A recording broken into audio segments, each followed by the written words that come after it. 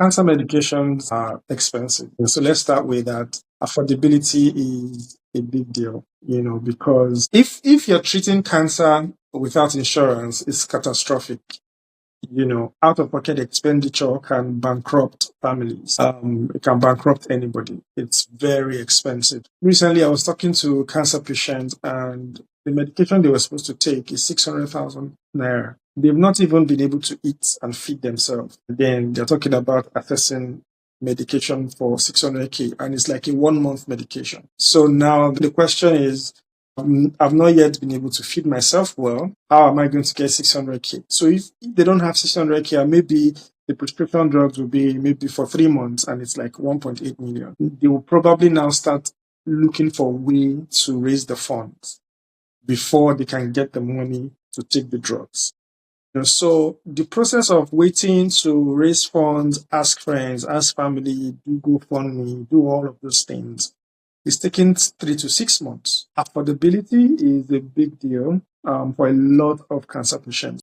The more out-of-pocket spend a particular population of patients has, the more likely they are to shop for the most cheapest version of that drug, either in a community pharmacy, a local pharmacy, online, or maybe if there's an informal payment component to getting a drug at your local hospital or your local clinic, they may not be able to pay for it. So your higher percentage out-of-pocket payment or private pay is always going to lead to probably more consumers looking for drugs in places they shouldn't, or places that are less regulated. It seems from my experience that the more expensive or difficult to access a particularly life-saving drug is, then the more desperate people become, and it creates a market for falsification or for illegal distribution of these particular life-saving drugs. So is it possible to address this problem of falsification or improper distribution without addressing the difficult access problem that makes it a thriving business? What do you think? I think they